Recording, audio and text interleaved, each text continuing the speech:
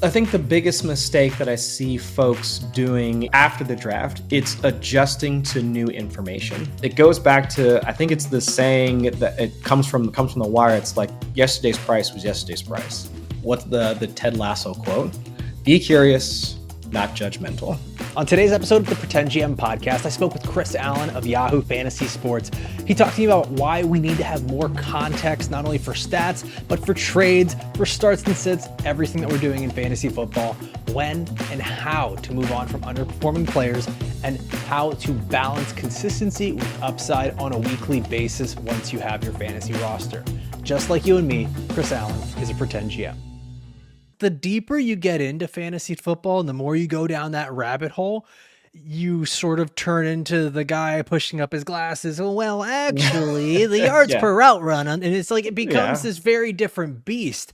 So let's say you rewind, right? Rewind all the way back to Chris Allen's first fantasy football league versus Chris Allen of now. What is the biggest difference in how you look at the game then versus now?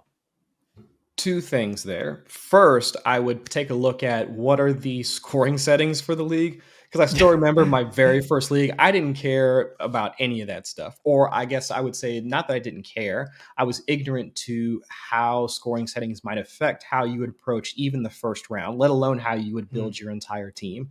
It was just more of, well, what are the rankings? Who's even playing? Who is this Ray Rice guy that I wound up drafting with my first pick? Because I didn't join fantasy until it was 2012, I think was the first league that I played in. So it was, all right, well, who's everybody else drafting at this position and what's everybody else doing? So a lot of my process was just molding it off of what everybody else was doing without really thinking for myself. So being able to figure out or understand how league format can affect what your optimal roster construction should look like, that wasn't something until I figured out until probably 2018, 2019. But then also the players and the positional value that comes with it. Back then, running backs and quarterbacks were probably the way a lot of folks, or the position a lot of people were targeting back then. But being able to flip that on its head, and I think that was about the same time that JJ Zacharyson was writing his ebook about the late round quarterback strategy. If I had known what I know now, I really would have tried to at least adhere to some of that, or at least try to first understand what JJ was talking about, and then see how I could leverage some of that into my own leagues without completely screwing it up, which again, I probably would have, but still trying to at least get a strategy that works and see how that I can apply it to my own league. I think that's how I would have tried to approach it back then, at least again, knowing what I know now. And I think it's one of these things too. Like it was such a different game back then, but it was also kind of, I don't know, this is going to sound way too hyperbolic. We were a different society too, in the way that we played these things. It was still very new to us. Yeah. Like this wasn't the common household thing where it's everyone's got a fantasy league now or multiple fantasy leagues. It was like you had one and there wasn't this year-round coverage of it. There weren't, there wasn't 30 different podcasts dedicated to it and 20 different websites. It was very different. It was, you got 10 teams, 9 of your first picks were running backs, and then someone's taken Peyton Manning in the first round, and that was that. Like it was just super simple. Yeah. But with that, the game, like I mentioned, has changed so much, and with that, I think one of the biggest things that we see is data. Like there's always a new sort of, I keep using this term throughout all these episodes, but like, we try to use these data points to create a skeleton key, like something that's just going to finally crack the code of fantasy football. And it's never going to happen because the game changes all the time. Mm-hmm. But what's one concept or maybe even just one data point that you see that most analysts or even fantasy managers in their leagues either tend to misunderstand, maybe they overrate it a little too or lean too heavy on it? What's something that you see there? I think a concept that a lot of folks tend to lean on year over year is whatever happened last year is going to happen the following year. And in the aggregate, a lot of that does remain true. I would say that let's say, for instance, for my team, like my Bengals. So I'm in at least an hour outside of Cincinnati. I went to Cincinnati for college, and I've been a depressed Bengals fan for well over 20 years now. Thank you, Aaron Donald, for ruining our Super Bowl hopes. But I'm not still bitter. but it's like if you were to think about the Bengals and their passing game, we should not expect to see fewer pass attempts or a lower passing rate Right. for Joe Burrow, T. Higgins, and Jamar Chase. It's just ingrained in their DNA. Those are things that, depending on the way that the quarterback plays stylistically, the coaching staff, all of that typically has to be aligned in order for that to continue on year over year. But let's say how much yardage you should expect out of somebody like Jamar Chase. Would I love to see him have another 1,700 yard season? Absolutely. Would I want to see him have 15 plus touchdowns? 100%. But should we expect to see that this year? No, there's going to be some adjustments. We should, again, for my mental health, T. Higgins should be healthy. The rest of the offense should continue to go along. Chase Brown should continue to develop. There are going to be other things or other pieces of the offense that will step up in order to take away a little bit from Jamar so that he might not hit the same level of the Triple Crown winning season that he just had last year. And I think that's one thing that I think a lot of folks tend to overrate. It's just they'll see a number or look at the production from the previous year and just say, well, let's just copy and paste it without looking at some of the underlying metrics that made those things happen. And then when you start to chip away at that argument or you look at the context behind it, you can see how we should reset our expectations. It's not to say that Jamar Chase would or shouldn't be the wide receiver one at the end of the season. He still has the requisite target share. His yards after the catch metrics are still strong. How much he's used in the slot, so on and so forth. The opportunity should be there for it to still be in the range of outcomes. And then similarly, on the flip side, negative players or whenever players have a down season, we copy and paste that too. I mean, Michael Pittman, he sucks. We don't care about how much he is. Josh Downs is so much better than him. Anthony Richardson, he's in a terrible spot. But if you think about the target share, how much where he's used in the middle of the field, and let's say fingers crossed, let's say the Daniel Jones experience in Indianapolis winds up turning out to be okay. Could that be a scenario where he outkicks the ADP of where he's currently being drafted at? It's possible. Yeah. It's not outside of the realm of possibility. So again, it's just thinking about what happened that would contribute to either a outlier season or a disappointing season, and seeing how well are those things all those things going to line up again in the following year in order to make that the case for 2025, 2026, or whatever the case may be afterwards. And so instead of just saying, well, this player did this for me this year, that means that that's exactly going to happen the next year. And I think we lean into that a bit too much from time to time. Yeah, there's always that spectrum of result, right? I think it was really funny to see two different guys have two very different opinions on this, where Heath Cummings says, if you see an outlier season from someone, it's probably an outlier season. And then Sigmund Bloom, very first episode, is like, well, that outlier season is only an outlier for now. What happens if that's the new median for that player? Right. Mm-hmm. And then there's something new on the horizon. I mean, forever the optimist, Sigmund Bloom.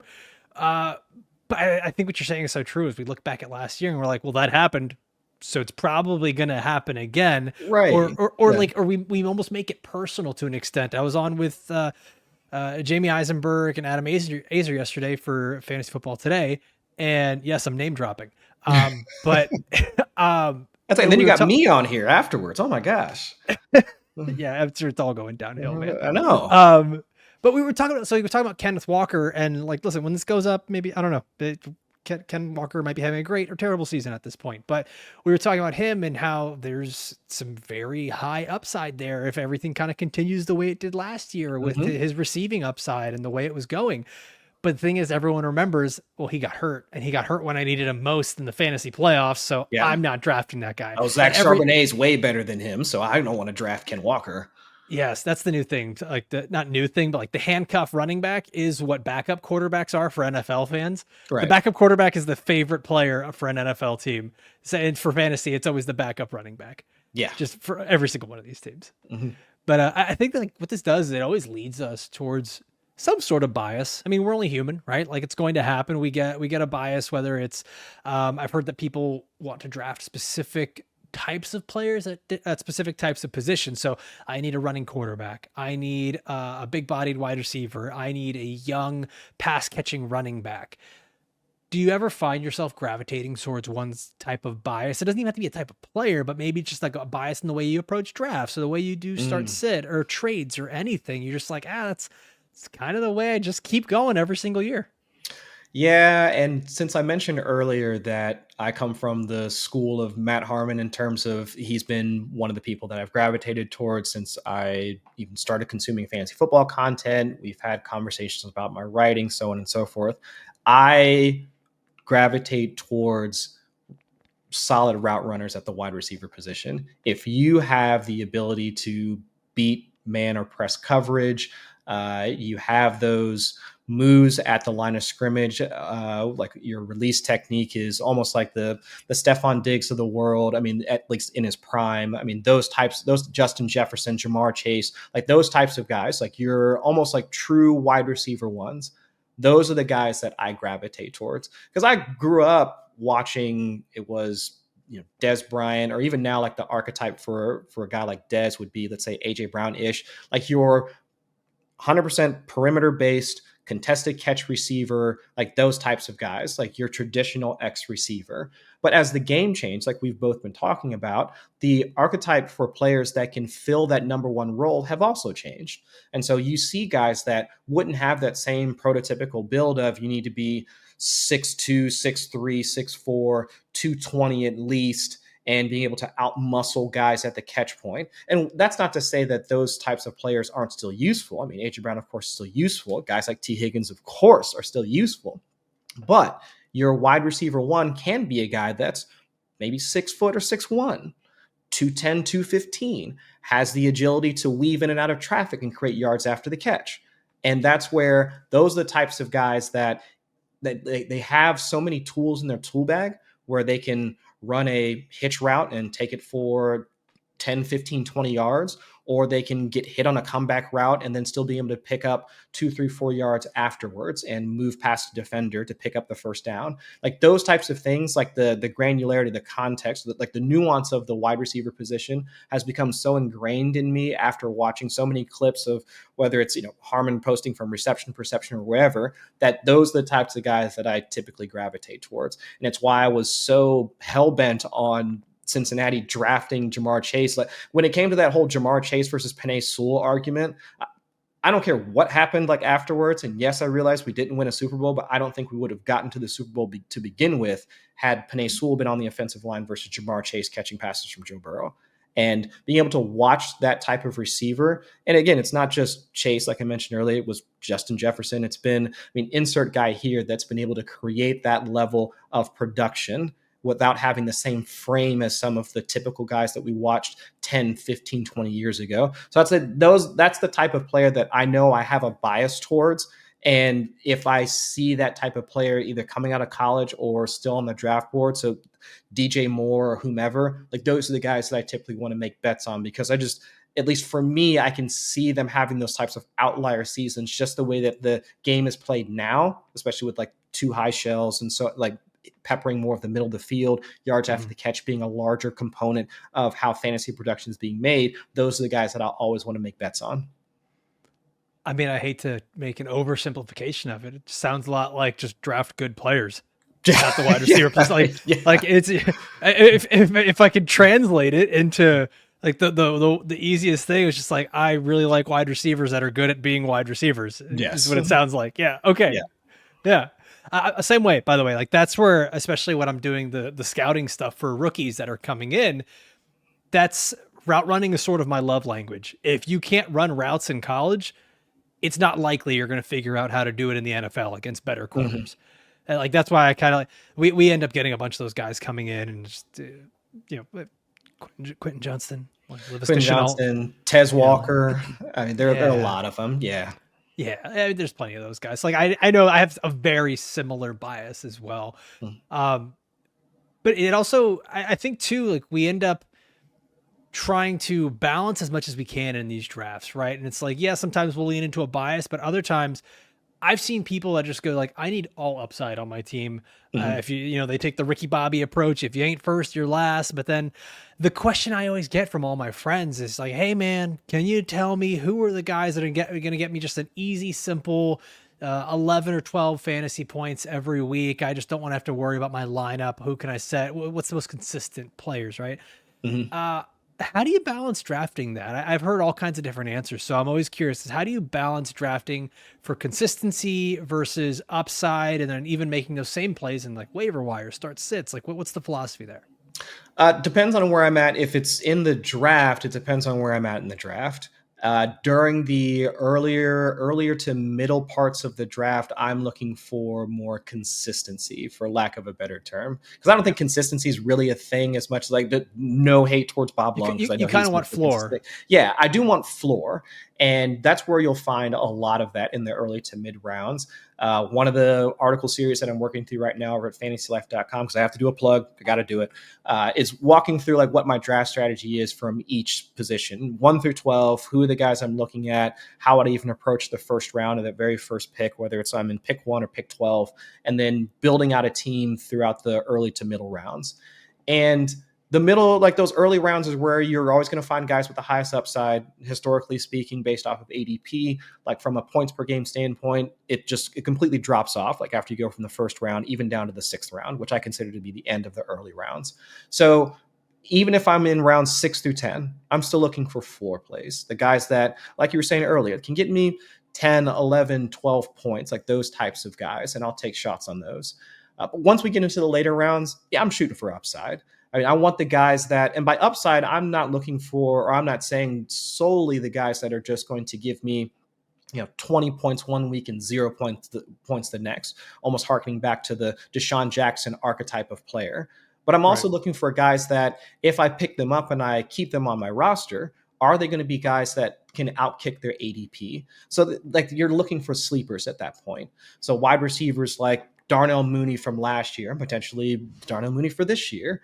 I mean, those types of guys where it's just you have them on your roster. You're looking at the context of their offensive situation, and could they be the one that's going to wind up, I mean, really outplaying like where they're at right now? And that's where it requires a little bit more of the insight into their team, what type of role that they play. So, like we were talking earlier, are they more of the perimeter receiver that's going to be more of a contested catch type of guy, so that the week to week volatility is probably going to be higher compared to somebody that plays more in the slot or across the middle of the field? Sure. But it's having that insider understanding into how they're being deployed in the field that can at least give you some sort of sense of, is this the type of player that I should bet on? And then what are their range of outcomes? And so that's typically how I try and look at it from that standpoint. So early to middle rounds, all about floor. Once I get into, and then of course balancing some ceiling here and there. But then once you get into the late rounds, it's trying to swing for the fences as much as I can. And how do you? Because I think everyone has had a very similar approach. There have been some guys that say, I want to fill out my starting lineup. Others have said, once I get to the sixth round, that's it. Everything is all upside. So everyone Mm. kind of has a similar approach. But what is, I mean, do you go in with, here's my plan A, my plan B, my plan C, here's my golden parachute over here. Like you kind of have everything. Or is it just sort of go with the ebbs and flows of the draft? Because you might get in there with an idea of who you like, where you want to take them, and then once that clock starts and everything goes the exact opposite direction, Yeah. do you just sometimes have to throw out your strategy and the players you want because it's not the right values? Like, at what point do you maybe break that strategy and go, well, I don't really love this player, but the value's too good here? A little bit of both. I do go in with a strategy in mind. It's not like adhering to, and when I say strategy, it's not like I'm going to go in and apply zero RB and there's nothing you can say about it, or Right. anchor RB here, RB, or insert strategy here. It's more of, all right, well, I'm going to be in let's say the first overall pick. I'm probably going to take Jamar Chase. I mean, I can entertain, depending on league settings. Let's say if it was just your traditional no points per reception, then I might consider Saquon or Bijan. But outside of that, it's, well, now let's see if I can fill out a lot of my core positions. The core positions I consider to be your running backs and wide receivers, because we have to start more of those at both of those, across both of those positions versus quarterbacks and tight ends. So we need more of them. So I'm trying to get as many of those in the earlier rounds, like I was saying earlier, where you're going to have like the most production out of those players, like regardless of position, and fill my roster out from there. But I do want to try and take some of those detours in the early rounds.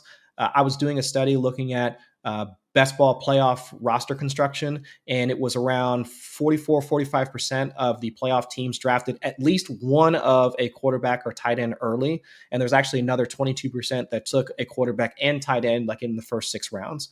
So grabbing in a high-end tight end or a high-end quarterback, so from Lamar Jackson, I think probably all the way down to Joe Burrow, so the quarterback 5, 6, somewhere in there, and then of course from Trey McBride, Brock Bowers, probably down to George Kittle in terms of your tight end rankings. So grabbing one of those guys in the first 6 rounds or one of each, that makes sense to me. So it's finding out where can I balance the need for my core position. So getting at least a couple of running backs, maybe a couple of wide receivers as well, along with maybe a quarterback, depending on how the board falls, and then afterwards being adjusting from there. But if there's a quarterback run, everybody wants to grab like their favorite quarterback, Jaden Daniels, Joe Burrow, Lamar Jackson, Jalen Hurts. All those guys are gone. Make an adjustment. I can fall back to Yeah. Dak Prescott, Kyler Murray, Justin Herbert, one of those guys that is going later. And you can make those adjustments on the fly, but it's understanding rankings and having tiers like to kind of balance out the positional value across those players. So you're not just hyper focused on a specific player. You're hyper focused on a specific position and understanding how you can flip across each of those so you can still build up an optimal roster at the end of the day. I love that you mentioned tiering your rankings and positional value and stuff like that, because I think that oftentimes what gets lost in rankings is that it's so binary to people that it just Mm. feels so black and white. Like this is what the ranking means to me. Is that what it means to the person who made the ranking? And I've heard so many different versions of this. Jamie Eisenberg just said my rankings are exactly my rankings. If you want to know who to start, it's exactly how I have them ranked. But then I've heard the other side where people say, well, I'm going to rank the guy with more upside higher because that's who I would draft or that's who I would start. It's not necessarily who I have projected for more points. So how do you see that? Is that something where you kind of almost do the same thing as your draft strategy of let's get the safer guys higher in the rankings, the higher upside guys later? Like, what is it for you? That's safer, guys. So I don't typically think about it as safe versus upside. It's more about what's your median projection, and then what's the likelihood of you hitting your ceiling. So Mhm. the easy example again would be the Jamar Chase example, like we were talking about earlier. His median projection should be one of the highest in the league, at least like relative to the wide receiver position. We should be looking at him as the top wide receiver, and he's ranked as such. I would say the consensus ranking for Jamar. But what's the chances of him being able to hit that outlier season? Like we were saying earlier, can he get to 1,700 yards? It's possible in that offense with how much volume he gets and how much they rely on him once they get inside the red zone. It's entirely possible that he gets there. So then that's what allows him to at least stay at that wide receiver one spot.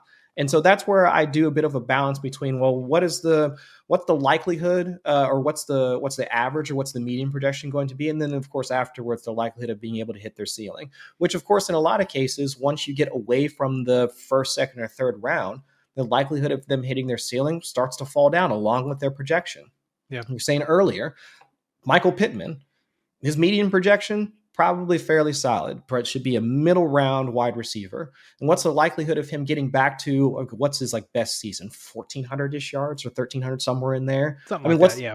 what's the likelihood of him being able to get back there with Daniel Jones as a quarterback?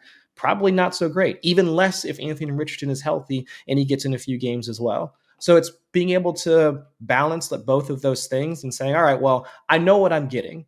And I think to like the terms you're using earlier, like I know what I'm getting at the floor. And then afterwards, like, well, how much upside am I really getting out of this player?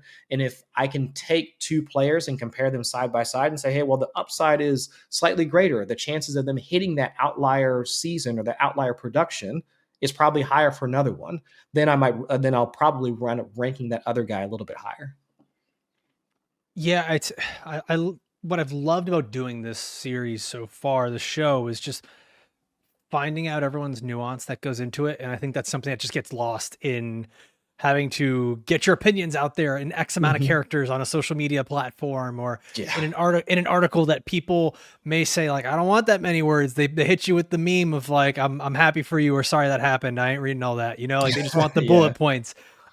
It's tough. It's tough to get that nuance in there. And I think because of that, I think a lot of the understanding of how to play the game or a lot of learning how to do it just sort of goes by the wayside. And do you see a mistake What's the biggest mistake that maybe you see players making year after year after year? It could be anything from the draft, how they start players in their team, how they pick up in the waiver wire, how they try to make trades. Like, what's just something you see and you're just like, yeah, we're not learning as a society. I think the biggest mistake that I see folks doing I would say it's after the draft, it's adjusting to new information and Mm, it's holding on to whatever it is that you saw at the draft. And it goes back to, I think it's the saying that it comes from the wire. It's like yesterday's price was yesterday's price. yeah, And once we get out of the draft, it's like, all right, we're done with that. Yeah, you paid a first rounder. Let's go back to last year. Yep, you paid a first rounder for CMC. He ain't worth the first rounder anymore, bro. But that, I don't care if it was right after week one and we heard that from Kyle Shanahan saying, oh, yeah, we expect him back and whatever, whatever. Uh, it doesn't matter. Like, he's not worth a first rounder anymore. So you're going to have to adjust based off of information. And that's the extreme example, right? But once we get into the season, let's say, again, after you drafted T. Higgins, I paid a second rounder for him. Now he's not worth a second rounder anymore, my guy. Like, he's yeah. going through the contract stuff. He's clearly not healthy as of right now. He pops in and out of games. I'm not going to trade you a second round value for him. So you're going to need to adjust. And time again, it's we hold on to whatever our cost was and saying that that is going to be the starting point, where without really trying to anticipate or think about, well, what's the perceived value of this player? Because we want to try and get as much value out of them as possible. But now that things have changed, their workload isn't what we anticipated it to be. They're having a down year, whatever the case may be.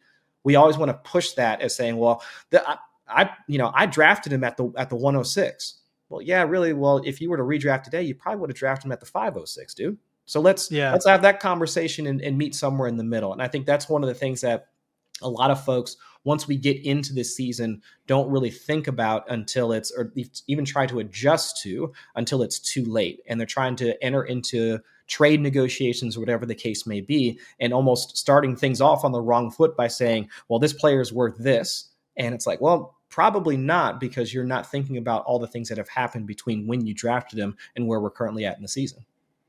Yeah, I think there's a Jake Seeley was on. It was the second episode I did, and I think he said it really best. Is just he was remembering being a business owner, and just like as your business starts to struggle, you almost get this sunk cost fallacy of like, I gotta keep going with it, right? And instead of just saying, you know what, this business should probably close. It'd Mm-hmm. be better for my health and better for my finances and better for everything.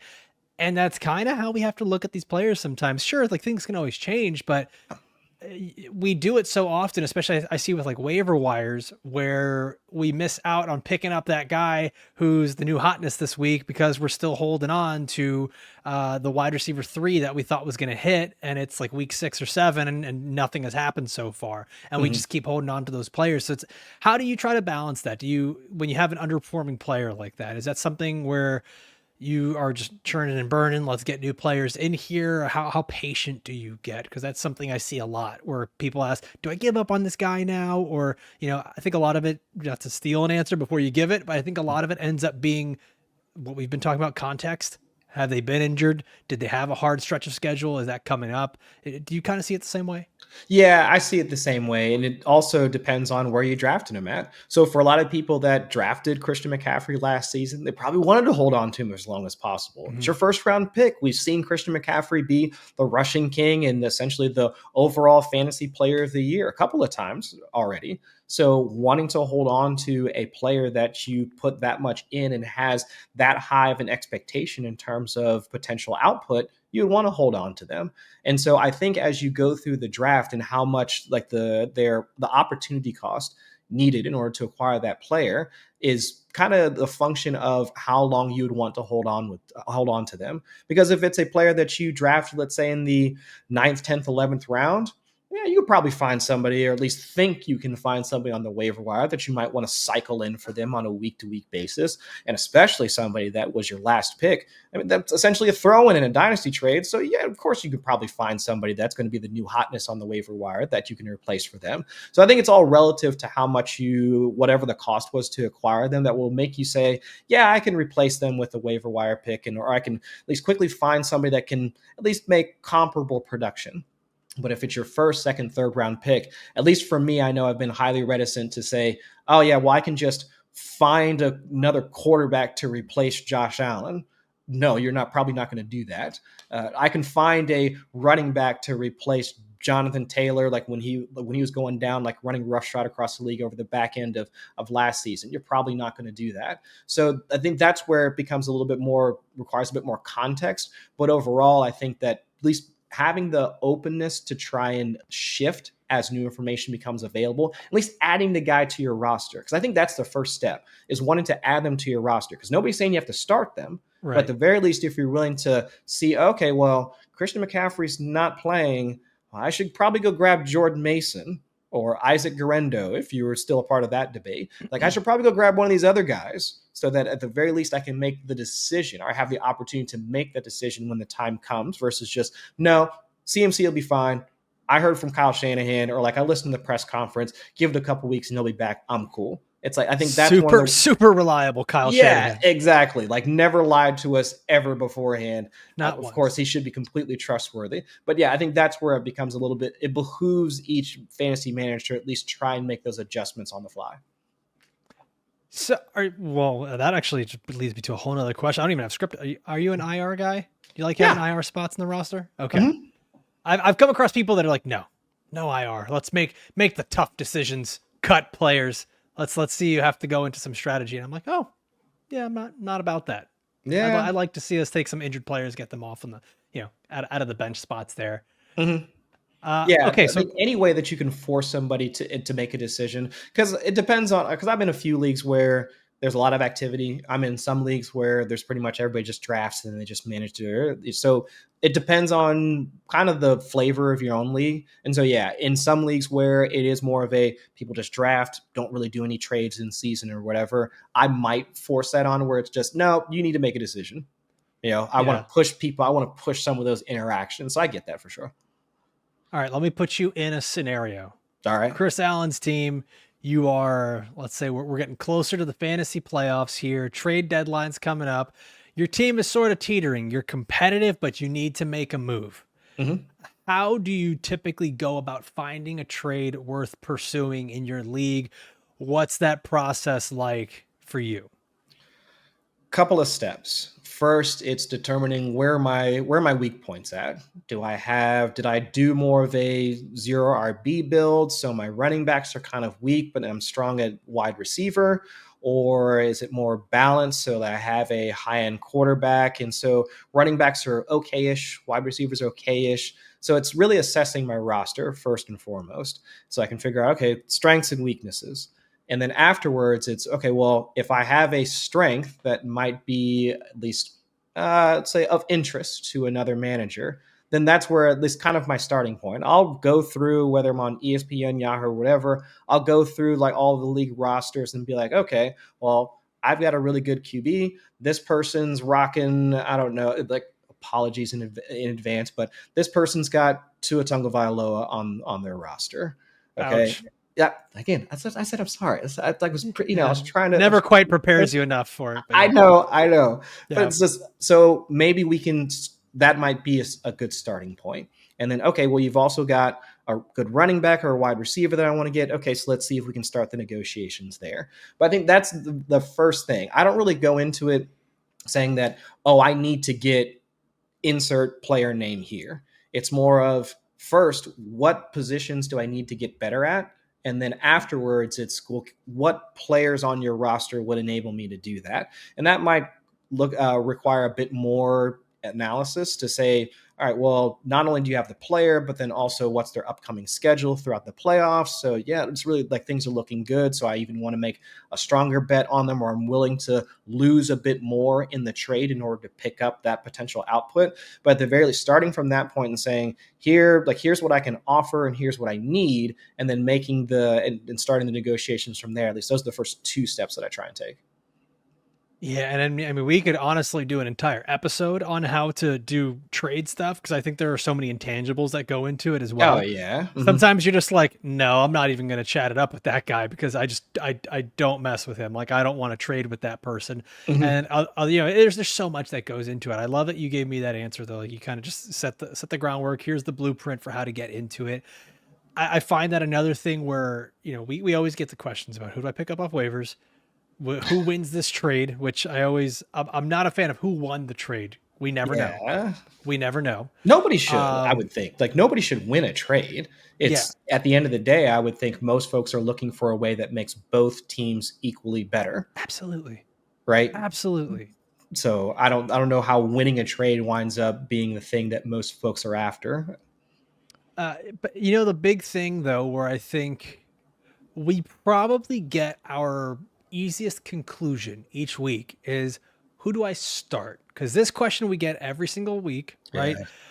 But then you almost always you have an immediate answer as to who you should have started after the week is done. In rare cases, same exact output, right? But how do you handle that when especially it gets later in the year, there's a little bit more parity between players. You're starting to see a guy who was undrafted that's hitting double digit points, and then you're starting to see some of those guys that got drafted early not doing great. And you hear different philosophies. Start your studs, you know. I've seen people go, I don't care about name over game. I just want to see the matchups, right? Where Mm. do you land on that? How do you make that decision week by week? Especially once we get into the later parts of the season, the amount of data that I wind up looking at allow me to at least those are my um, that's my shield more or less because I'm not doing this based on gut feel or It's whatever. the data. It's the data. So I can always just blame the data and they'll be like, well, then you should be looking at better data. Duh. But Yeah. but at least the metrics are there enough that I can say, well, their target share has been declining week over week, or air yard share has been declining week over week, or this person's being used more in the red zone. So that's why their upside might be a little bit more. They're taking away from the guy that's currently on my roster. There are bits and pieces of information that we can pick up. And then also one of the pieces that I do over Fantasy Life is wide receiver cornerback matchups. So even while that's not sticky, at least being able to paint the picture of, well, because this defense plays more man coverage and this wide receiver struggles against this, or they're playing against this corner or they'll likely see this corner a fairly amount because they align on this side and this corner also plays on this side and they've allowed less or whatever. At least it gives you the context of, well, they're already in a bad spot. They're not being used as much. Their team doesn't pass as much in the red zone. So let's say like a guy like AJ Brown.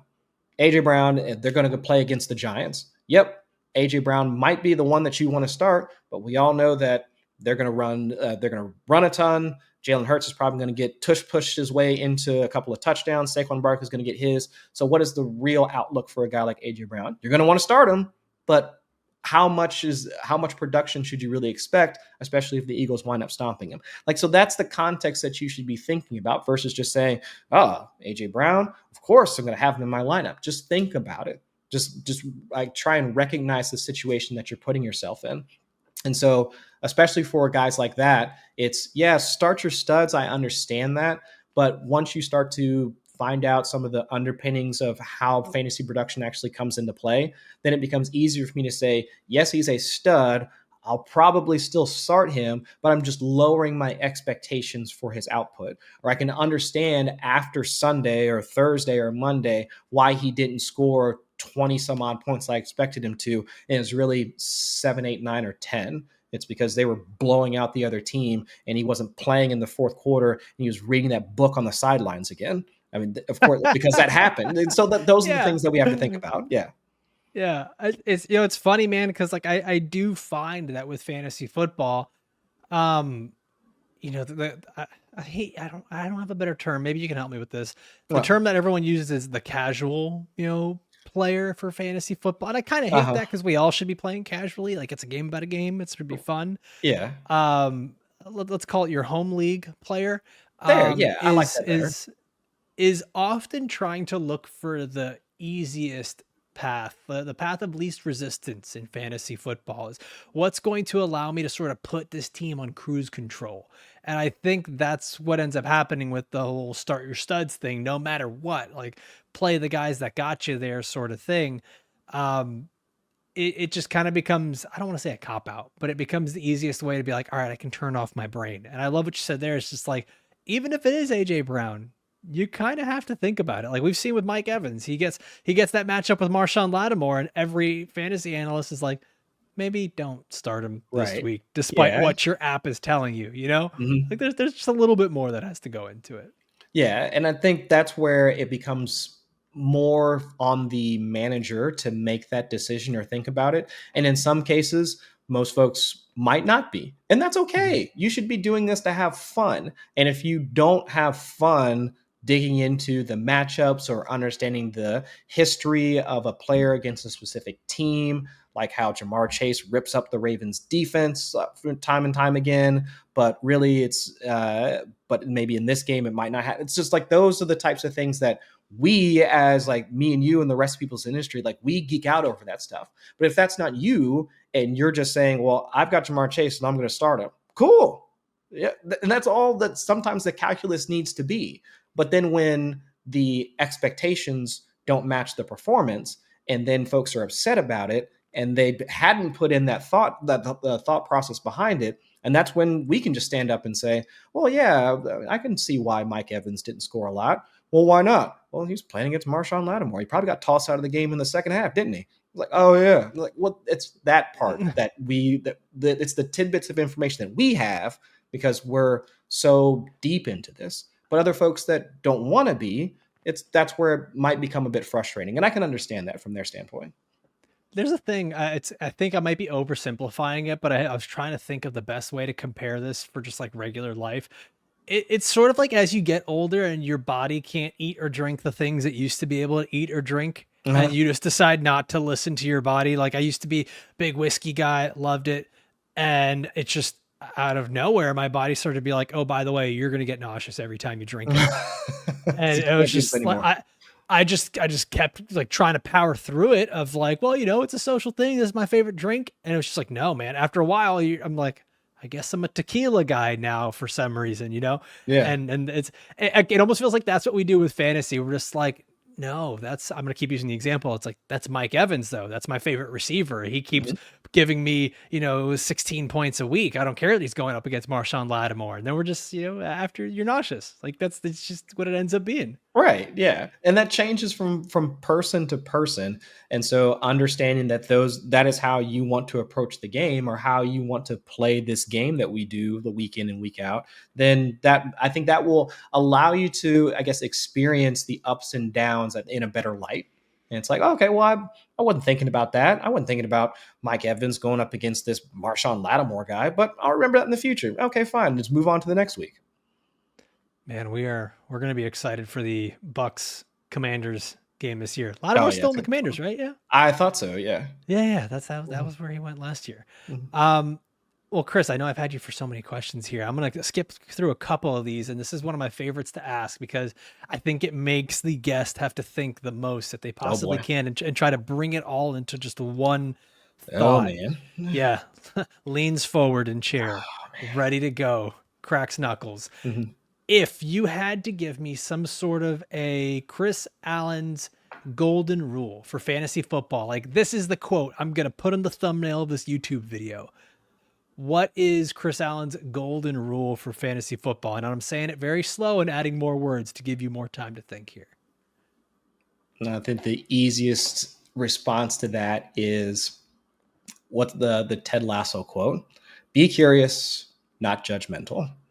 And as we were just talking about the expecting a bunch of points from Mike Evans and then not getting anything when he faces Marshawn Lattimore and folks getting upset, or people that don't put as much into this, it's the initial reaction from a lot of folks is frustration. Or let's say I tell you to start a player and they do poorly, and then you're mad at me for giving poor analysis.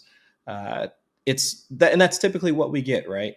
And in order to play this game, you do have to have some level of curiosity Why are people drafting the way they're drafting? Why are people picking up players off the waiver wire the way that they are? Why are people saying start this guy versus sit that guy or whatever? And just hunting through or sifting through all the content out there in order to just get an answer.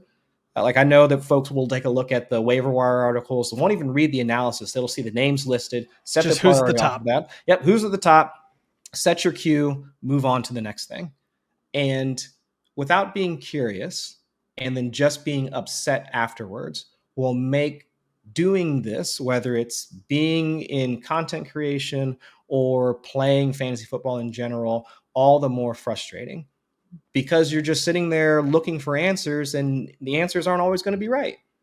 We don't do this just to give the right answer. I mean, it'd be great, but it's also because we like being able to dive into the nuts and bolts of matchups or how a player operates, archetypes, now I mean all of that stuff. And so just giving an answer, I mean that answer comes from something. It comes from the way that we understand the game or the way that we're processing the game. And so by just saying, okay, well, just being judgmental, that makes it harder on everybody. It's going to make it harder on yourself if that's all that you are. And so I would say, in order to make playing this game easier and more fun, and playing this game and also being able to enjoy the game itself, like when you're watching football and you see Mike Evans get a touchdown and you see Jamar Chase get a touchdown and you see these big plays happening. I mean, you want to be curious about, well, how did that happen? Like, well, why is this continuing to happen? And so like by staying curious and then also not getting as upset when things don't go your way, I mean, you'll have much more, I'd say you'll get much more entertainment out of it, and you'll continue to want to come back and continue to play fantasy football, not just for the competitive nature, but then also wanting to learn, like, okay, what's the next strategy? What's the next hot prospect that's coming out? Who should I be targeting in drafts, or what positions I should be? Like that level of curiosity will keep you coming back like year in and year out, and you'll have a much more fulfilling experience playing fantasy football if you go that route. And you know what, man? The way you say it there, where you're almost like diving in deeper to the layers of why something went wrong or what happened. I'm gonna say it, and it kind of feels like I'm saying a dirty word here. Losing in fantasy football is kind of necessary. Like we have to lose. We have to get things wrong. Imagine like playing. You mentioned you're playing video games with your kids, right? Like imagine if you were just playing a video game and you won every single time and Right. it just became boring to you because it's you've done it. You've Yeah. cracked the code. Like that's what makes this game so fun is that we keep trying to crack the code. So many of us all doing it at the same time, people at home, people working for companies, and no matter what, you'll get a Christian McCaffrey from last year where you're just like, oh, well, throw everything out the window. Like let's try again, everybody. You know, it's necessary. And so I love that, taking that curiosity approach where, okay, let's dive into it more. Why did this happen? What can we learn from this? That's a big reason why I started this podcast is I think we've gotten so accustomed to what's the destination, what is the answer, that we've stopped thinking about the journey, how we get there, you know, how we're even doing all this, learning Yeah. all of this. That's a little bit of Uh, Sigmund Bloom right there. Like, why are we doing all this? The navel gazing. Yes. Yes. Mm. Yeah, I do this. And like you're right now, I think going to be the second longest podcast I end up doing for this one. But Sigs was just 90 minutes of philosophy, life. I think we got about 20 minutes of actual fantasy football in there. I love that man. Mm. It was incredible. Yeah. Absolutely incredible. Um, Chris, I know like as the industry has changed, as the game has changed, I think we've also seen people change a lot. And what is one thing that you wish you could see more of in the fantasy football space? It could be industry or just even things that people do in their home leagues, commissioners, managers, just something. What's one thing you want to see more of? Two things. One, I'd say a general acceptance of just new things coming out. I know that the even just the topic of AI sets people off. And I would say that the way that it's been presented to the community hasn't been the best. And understanding even just the general benefits of it. And I'm not here to say that I'm a massive AI proponent or anything like that. But I'm just Well, using that that's as one of the a, things I ask everybody is like how yeah, they feel about it, because I think whether we like it or not, it's here right. and it's going to be a tool that people are going to use or they're going to be asking you about, or like it's just it's going to be present. Mm-hmm. And I ran a panel at the FSGA Summer Conference 2 years ago. It was me, it was Justin Herzig, it was Connor Allen over at BetSperts. Rich Rebar was also on it. And I forget the fourth person that was on it. Oh my gosh, it'll hit me later. But we had the conversation back then about would it be capable of writing like a full blown article? Probably not, or at least it wouldn't have the voice that most folks are like have the imprints of a brand that people look for. But being able to do data aggregation and pull a lot of stuff together like fairly quickly. I mean, all of those are things that wind up saving a lot of people's time and valuable time. So there are some benefits to it. But all that to say, a lot of what we see now in the industry of there's this new tool, there's this thing out here that will provide XYZ service. I think the knee jerk reaction is, no, I don't want it. I don't want to do that. And especially if it comes with a price, since I definitely don't want to do that. I'd rather pay for whatever other subscription that I already have or listen to this person, whatever. And so again, with a lot of folks being more judgmental and not as curious, then I think the pushback is always so reactive from the community. And I think even if we just wanted to stop and listen and hear about what the potential benefits would be, and again, it's not just AI, it's just whatever service, whatever new, even if it's a new content creator that's coming out there, like, hey, take a look at my rankings. You've got Joe Burrow ranked where? You suck. Next. It's those types of things Yeah. where we have almost conditioned ourselves to see that you have to clear this threshold of competency. And if you don't, I'm out. And so between that and I would say just the lack of, I would say just general representation across the fantasy football space. You and I were a part of the cookout group, which is trying to foster in that next generation of either just content creators or people that want to be in sports media in general to make it, I guess, just I guess the barrier for entry isn't as tough as it's been in years past. And talking with more people and seeing more folks that look like us and talk like us and whatever, I think that's another thing that I hope to see more. And you and I are trying to at least work so that that can be the case. And hopefully that becomes, I guess, a larger part of what I see in the future. But yeah, I think that's one of the things I definitely wish I would see more in the fantasy space is just a larger representation. Well, let's talk about that. You bring up the cookout. That's actually one of the questions that I got here in the listener mailbag. And this is from Jeremy, who is the fantasy football moderator on Reddit. And his question is fantasy football content creation is dominated by middle aged white men.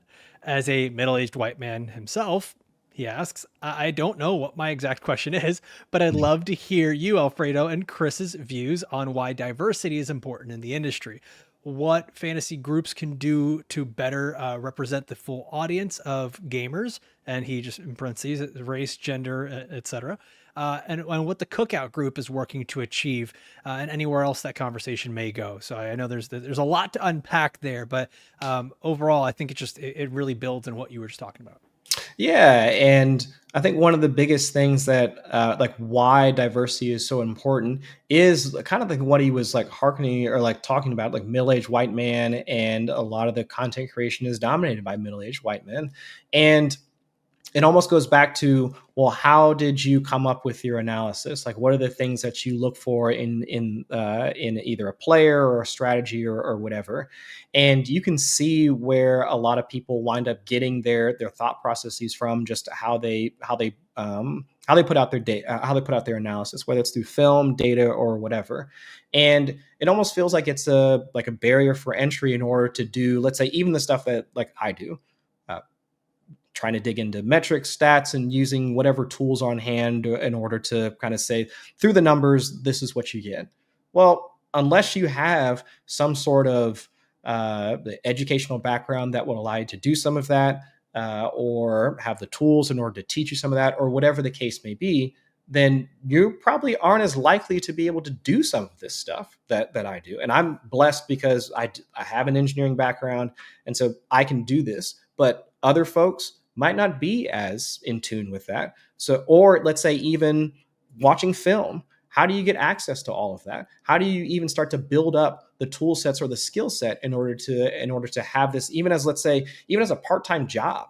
I mean, how often do people have the ability to work a full-time job like I do, but then also peel off and do things like this. So it's just the resources necessary in order to start to like hop into this industry. It becomes daunting at times.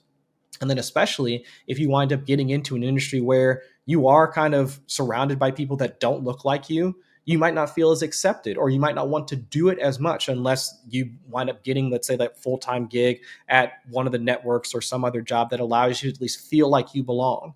So, without having that sense of belonging, or having that sense of like, I'm around other people that might have a similar backstory or similar history that I do, similar family structure or whatever, it becomes harder to want to stay in it. And so that's where the cookout and other groups like it are trying to at least make people feel like there are people in this industry that look like you, people in this industry that talk like you or might have similar values, and at least make you feel like you belong. Whereas for a lot of times, it's not to say that there's just outward, you shouldn't be doing this because you look like this. And I guess in some cases there are, especially for a lot of the women that wind up working in football and all of that. But at least being able to at least have that space where people can feel like they can come and talk to or try and get or better understanding of how things work within the industry. And so that's where I think it's very important to have that diversification of thought, and also being able to see the people that espouse some of those beliefs, especially when they put out either football content or whatever. I mean, I think all of it boils down, man, to connection. Like that's what this game is. It was really just a way for fans to connect to the athletes, and then it became a way for friends to connect with each other. Yeah. And now with so many people that are making this content, I know a lot of people hate the term content creator, but like at the end of the day, it's kind of what we are. Um, I think you have so many people that play this game that I actually do think it matters when they see someone that looks like them. They see someone that sounds like them. Mhm. They see someone that they can relate to. It's you're not keeping I think that the fantasy industry gets accused of a lot of gatekeeping, or making this sort of chasm between the consumer and the analyst, of like, I'm the smart analyst, you are the dumb consumer that needs my analysis. And I think the more we bridge that gap with just understanding that, hey, we're people, we Mhm. all look different, we all sound different, we all think different. I think that's just going to be one of the most beneficial things we can do. It just boils down to the crux of what fantasy football is, which is just connecting with others. Yeah. And I think that's where once you find that group of people that you can kind of latch onto it and be like, hey, you guys kind of think like me and talk like me and whatever, it becomes a lot easier versus trying to make it on your own. And I think trying to create a space like the cookout allows people to at least be like, oh, okay, well, I'm not the only one going through this. I'm not the only one trying to build myself up so that I can post my free article and maybe get picked up by another website and try and make it in this space. Like, you're not the only one doing these things. When it feels like there's just a sea of people all trying to do the same thing, having a group that can kind of push you from behind and provide some help when you need to can make all the difference in the world. Absolutely, man. Absolutely. And I don't want to keep, harping on this too much, but I know it's an important thing to both you and I, with the cookout especially, and we're all going to be there together for the most part, I believe, at the Fantasy Football Expo in Hmm. Canton, Ohio. Yeah. If you're listening to this, and well, it's going to be past the date, but make sure that you're on for next year. Go and look for the Fantasy Football Expo. You can find it online. It happens every year in Canton, Ohio. You go check out the NFL Hall of Fame. You get to meet some of your favorite people in the industry, and there's just panels with brilliant analysts throughout this industry, and it's a ton of fun. It's a Hmm. ton of fun. Yeah. Cannot speak more highly about what Bob Lung has done for the expo. So yeah, definitely encourage folks to go. So we got another question here from you may know this person. I believe it's pronounced Samantha Holt. Never met her before. No, yeah, not a fan. No, no. Uh, she asks, or says, 'cause she really didn't give a question. She gives the question later. Fantasy Life just had another major investment. That's a statement, Sam. What's it been like watching this rise in player investment in fantasy sports? Does it shift anything for you in terms of how you write? That's an interesting question. And of course, I do know Sam. Wonderful, wonderful woman. Uh, Sam's great. yeah. Oh gosh, yeah. Uh, it doesn't shift anything for me, at least not right now. But it does at least make me think about it, kind of like what you were saying earlier about the connections that we have between like the connection we have to the players. And a lot of folks like back in like 10, 15, 20 years ago, like fantasy sports was kind of your way to, I guess, have that, like even just at a very basic level. It's like I drafted Joe Burrow, like, oh yeah, like he's on my team, like whatever. But now with how much that crossover now has become like financial ties, like between companies and players, it does start to make you, I feel like, a larger sense of pride, I guess. And especially for me, because yeah, Joe Burrow and Jamar Chase, they're both investors into fantasy life. So I'm like, of course, my team, let's go. That's great. And of course, like even got them. I just happened to be wearing the shirt today too. But in terms of how I write, because I approach things so much from an analytical sense, it doesn't at least move the needle for me from at least how I write, because I'm always going to be looking at, well, what's the data telling me? Now, of course, I do try and balance that in film and seeing, okay, well, do the things I'm seeing in the numbers actually play out on the field? Can I look at clips? Can I roll through Twitter, all 22 or whatever, in order to kind of confirm or like validate like what I'm seeing in the data? So I wouldn't say for right now, no, but as things continue to evolve and you might see more players invest in other companies and become, I guess, larger figures in our space, Mm. then I can see myself shifting from that and being and trying to incorporate that a bit more into how I write. But no, it's a good question. At least good thing to think about, especially as I'm assuming this is going to happen more and more over the years. This honestly just sounds like Sam trying to set you up with your new bosses, Joe Burrow and Jamar Chase. Right.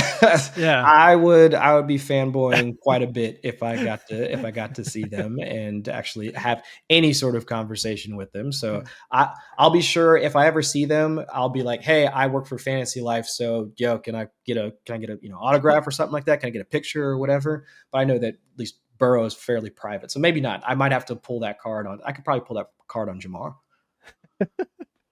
I'm just seeing you there like, hey man, can I get a raise? Like, what's up? Right? I Yeah. It's just like I just y'all saw gonna you get. got paid. Yeah, it's like you got the new contract. Like come on, come on. No, because you're a consummate professional, man. Every time I've seen you, your work, anything like that, I mean, you are one of the very best in the industry. And let's look forward. All right, Yeah, age 98, Chris Allen is finally retiring from doing fantasy content, and you're gonna live out 98. your you're gonna live out your remaining 30 years, Yeah. making all kinds of new brews Uh huh. at home. What is the one thing that you hope people remember about your time in this industry and what you've done? That I wasn't a jerk. How about that? Yeah, yeah.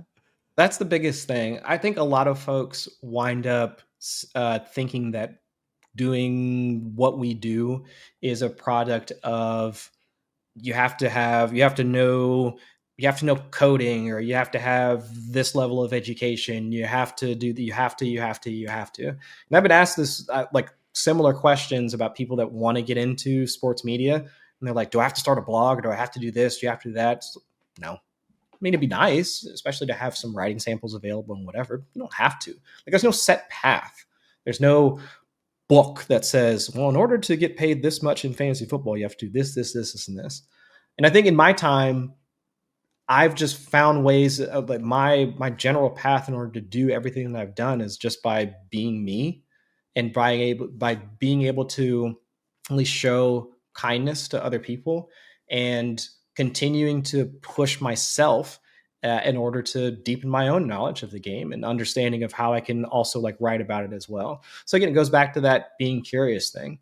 It's yeah, if I was writing the same way that I was back in 2017, 2018, probably wouldn't have the same job. Probably wouldn't be allowed to have like the same opportunities that I've had.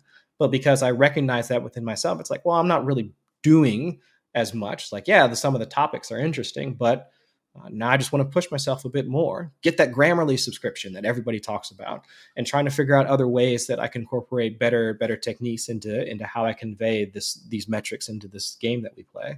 So I would say that the one thing that I would hope people remember about me is not about what I write. It's not about what I've the player calls or anything like that. It's just more about, was I somebody that would be willing to talk with you about whatever in my time here? Was I like, did I, could you just walk up to me at the expo and be like, hey man, like, can I get like 5 minutes of your time? Can we go grab a beer? Absolutely.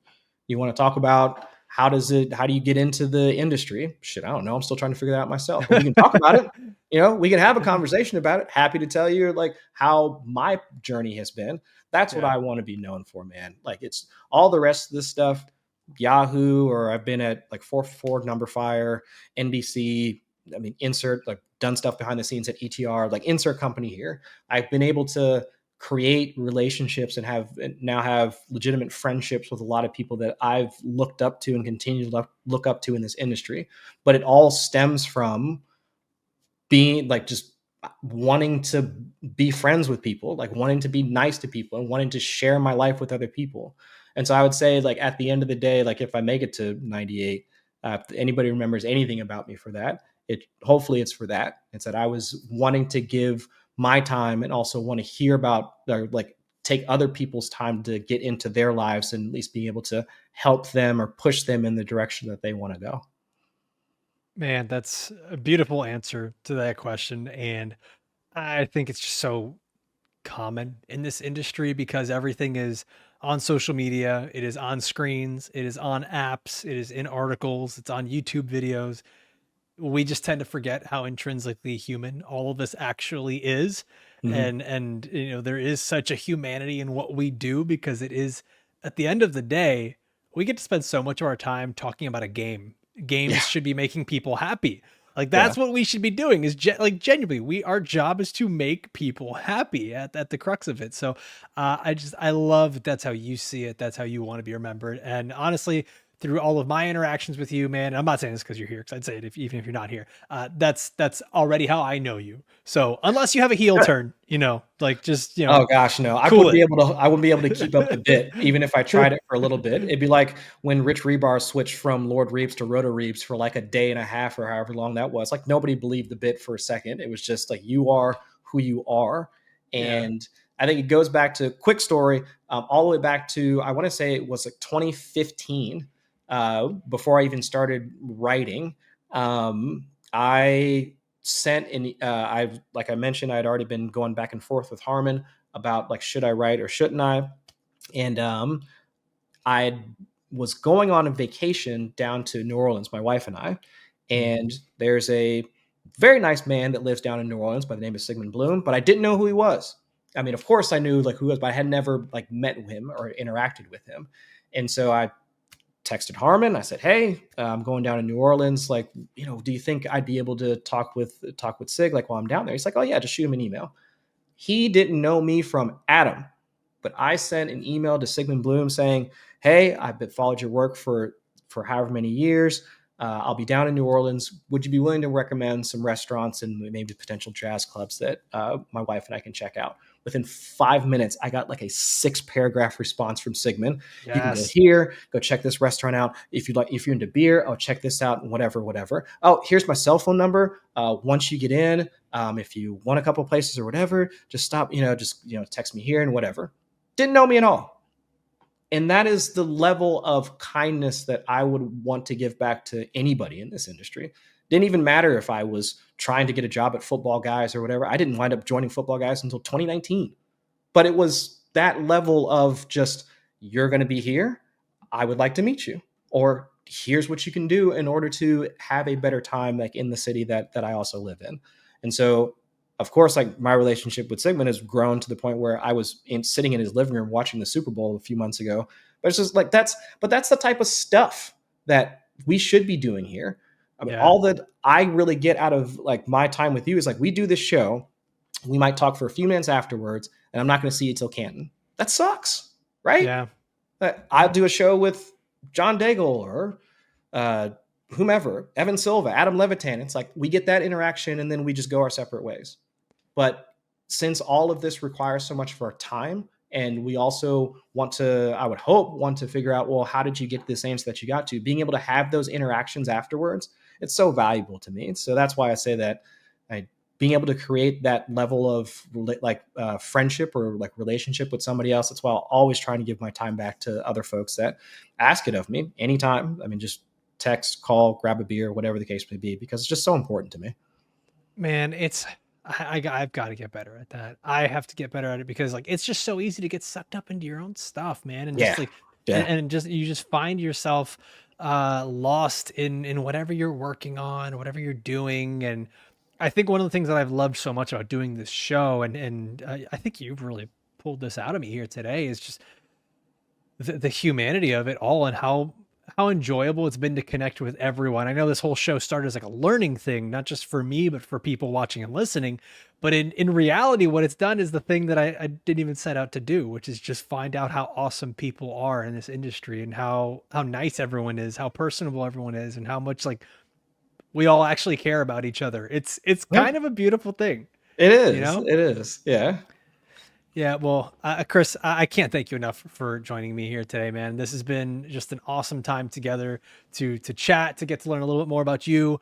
I feel like I got it's like 1% smarter today, and like as we keep going, I'll maybe just keep getting a little bit smarter about fantasy football and the audience. I know they're going to absolutely love this when it comes out.